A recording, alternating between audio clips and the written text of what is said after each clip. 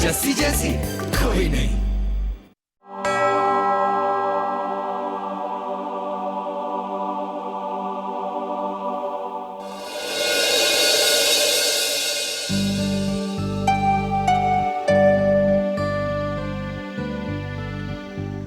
जिंदगी का हर गुजरा हुआ पल हमारे जीवन का हिस्सा होता है, जिसे हम चाहे भी ना तो अपने आप से अलग नहीं कर सकते।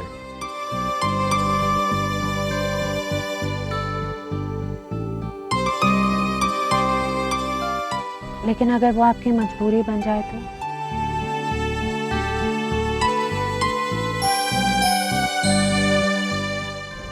तो उसे अपनी ताकत बनाना सीखो,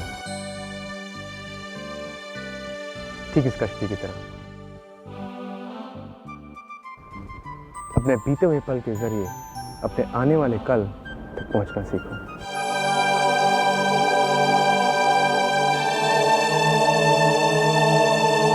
बोलो अरमान, ऐसा क्या किया है जस्सी ने कि तुम उसकी हर बात मानने को तैयार हो गए?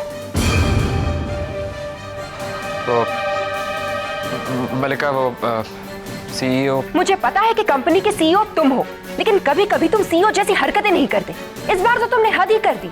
उस मामूली से सेक्रेटरी की हर बात क्यों मानते हो तुम? फाइनेंशियल हेड है। ओ प्लीज, फाइनेंशियल हेड भी वो अरमान की ही मेहरबानी से बनी है। मलिका, मुझे करना पड़ा क्योंकि What do you mean करना पड़ा? हाँ, मैंने एक छोटा सा काम दिया था उस चश्मिश चुया को हमारी शादी के लिए, एक्सपेंसेस की लिस्ट बनाने का, लेकिन उसमें भी उसने आनाकानी कर दी। 4 दिन की छुट्टी की एप्लीकेशन दी और उस एप्लीकेशन को साइन किया तुमने। ऐसा क्यों किया तुमने?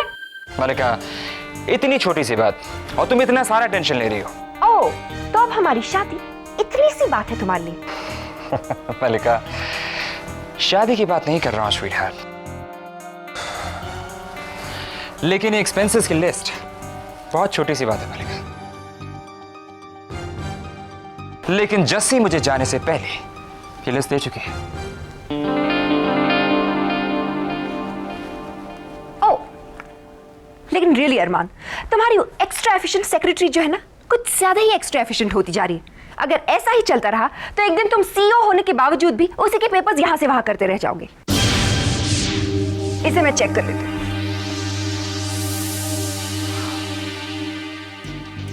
बाल बाल बचे, वरना सिर्फ बाल ही बचते हैं हमारे। शट अप राज, बहुत हो गया तेरा मजाक। ओके, मैं कहाँ मजाक कर रहा हूँ यार। I know it's not funny, बहुत अनफनी है और ज्यादा अनफनी बनने वाला है। हमें सिर्फ 4 दिन मिले हैं सांस लेने के लिए, उसके बाद हमें सबको बताना पड़ेगा कि जस्सी कंपनी की नई सीईओ है।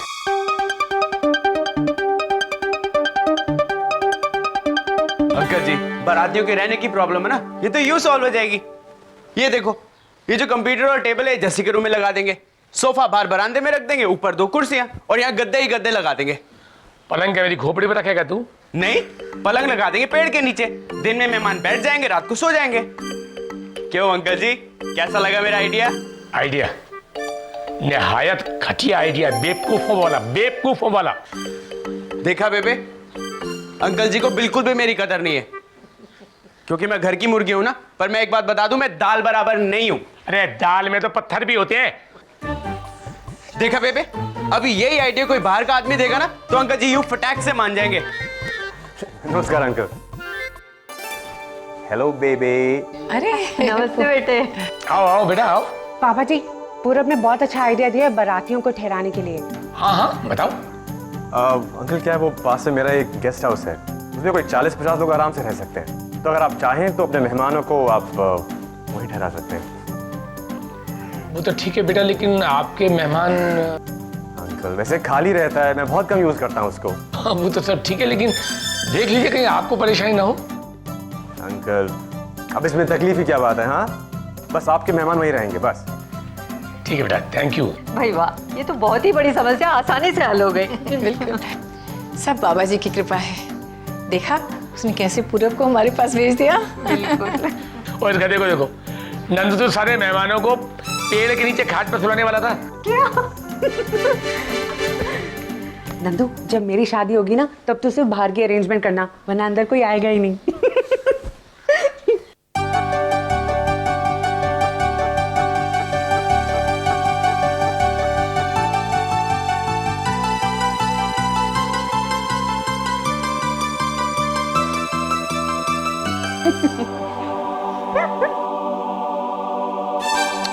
क्या बेबी, क्या हुआ?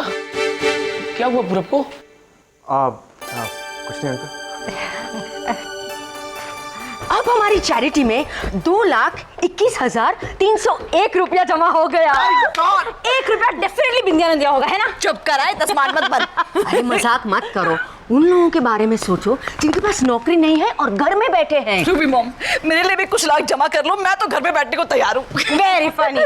सीरियसली रूबी मॉम, ये मेरा डोनेशन है, बहुत ज्यादा नहीं है हाँ, लेकिन मैंने ना मेरे न्यू डाइट फंड में से निकाला। अरमान सर आ गए।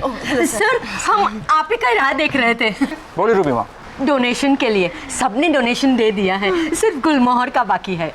ओह, कितनी डोनेशन चाहिए आपको? सर जितनी ज्यादा हो सके उतनी। 4 लाख का टारगेट मीट करना ना सर। अरे करेंगे ना टारगेट मीट। गुलमोहर ने तो बड़े बड़े डोनेशंस दिए है ना सर। सर 2 लाख हो चुके हैं। सर कब आए हम चेक लेने? 10 मिनट में। Thank you sir. Thank you sir. Target पूरा करवा ही देंगे।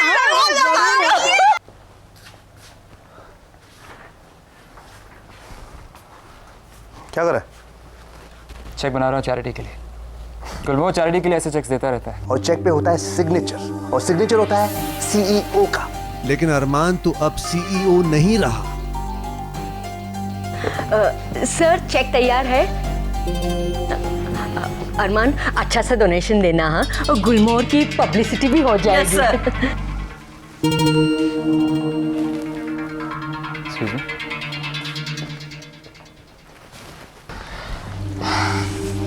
गुलमोहर को ऐसी चीप पब्लिसिटी की जरूरत नहीं है सर। और आप सब ने इस कंपनी को समझ के क्या रखा है? अरमान ये तो बहुत ही अच्छा कॉज है। इस तरीके के झूठे कॉजेस के साथ गुलमोहर का नाम नहीं जोड़ेगा। सर एक बार और सोच लीजिए।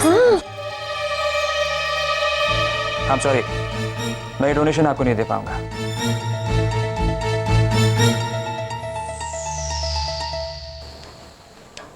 नहीं, क्या हुआ? क्या सोच रही हो तुम? पूरा तुम्हें क्या लगता है मैं गुलमोहर जैसी कंपनी चला सकती हूँ? जहां तक मेरी समझ है गुलमोहर को तो तुम ही चला रही हो। नहीं, मेरा मतलब है ऑफिशियली, जहां हर फैसला मेरे हाँ के बाद ही लिया जाए, हर चेक पे मेरा साइन हो।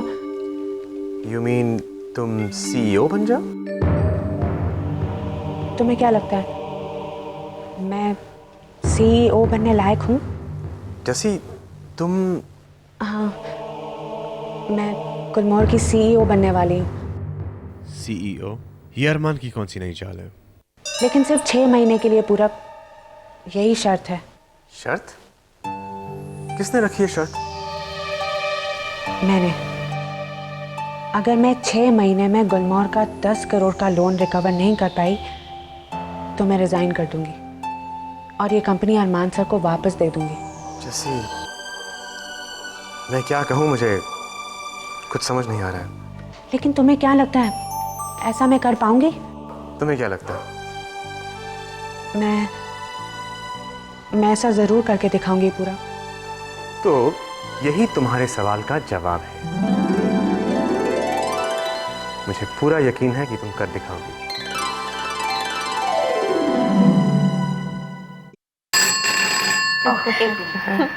करते रहो। हेलो, हाँ हाँ हाँ, 1 मिनट। गुगा, मोनिका का फोन है। मोनिका का? मोनिका? ला ला ला। हाँ मोनिका, कैसे फोन किया? ओहो, हमसे भी तो बात कर लो। अकेले? क्यों भाई, ऐसी क्या बात करनी है? बस ओ गोगे, तुझे बुलाया है 5 बजे कैफे में। मैं नहीं जाऊंगा बुआ। क्यों नहीं जाएगा? तू नहीं जाएगा तो मैं जाऊंगी। ओहो, लड़के शादी से पहले लड़कियों से मिलते जुलते हैं भाई, तुझे क्या प्रॉब्लम है? तू क्यों नहीं जाएगा? 4 दिन के लिए तो आया है, जा ना। मैं नहीं मिलना चाहता बुआ, परेशान मत करो। गुगा, क्या हुआ? जस्सी, इससे पहले मैं किसी लड़की को अकेले नहीं मिला, और मैं क्या कहूँगा? देखो गोगा, तुम्हारी शादी तो होनी है ना मोनिका के साथ, तो बात तो कर लो। शादी की बात कर लूंगा बात।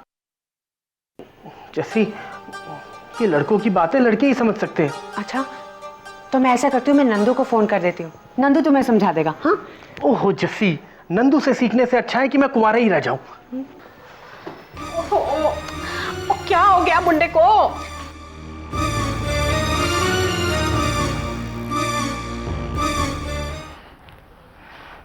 क्या बात है अरमान सूरी, क्या लेटर है? प्रोफेशनल और पर्सनल का परफेक्ट कॉम्बिनेशन।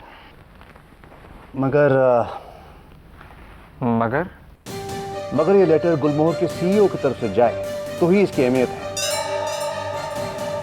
इस लेटर पर जस्सी के सिग्नेचर होने चाहिए तो ही इसकी अहमियत है। मैं तुझसे कहा था ना, सोच ले, ठीक से सोच ले। अब तो उसके बिना ना एक चेक साइन कर सकता है, ना एक ऑफिशियल लेटर लिख सकता है। मलिका ठीक कहती थी, तू सिर्फ उसके पेपर्स इधर से उधर करते रह जाएगा। शट अप राज।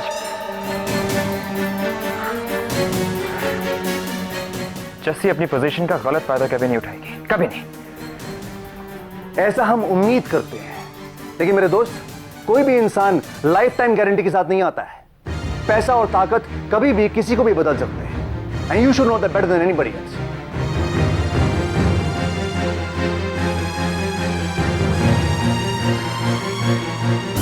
जी तुम्हारे बिना जी बागों का जी बागों में बाहर नहीं है जी। कुड़ियों का कलियों का जी, कलियों में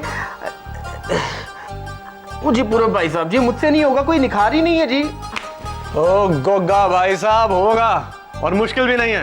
देखो, जब तुम उनसे बात करो ना, तो ये इमेजिन करो कि उसके साथ जिंदगी कितनी खूबसूरत होगी। बस मैं करके दिखाता हूँ। हटो, यहाँ देखो। अब ये सोचो कि ये है मोनिका, ठीक है? अच्छा। अब उसकी आंखों में आंखें डाल के देखो, ध्यान देना। हाँ जी। तुम्हारे बिना बागों में बाहर नहीं है, कलियों में निखार नहीं है। मैं तुम्हारी आंखों के नशे में डूब जाना चाहता हूं जस्सी।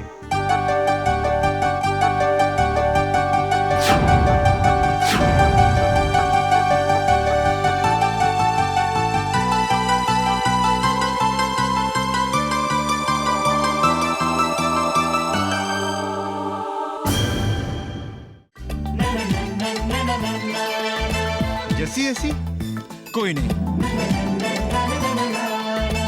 जैसी जैसी कोई नहीं।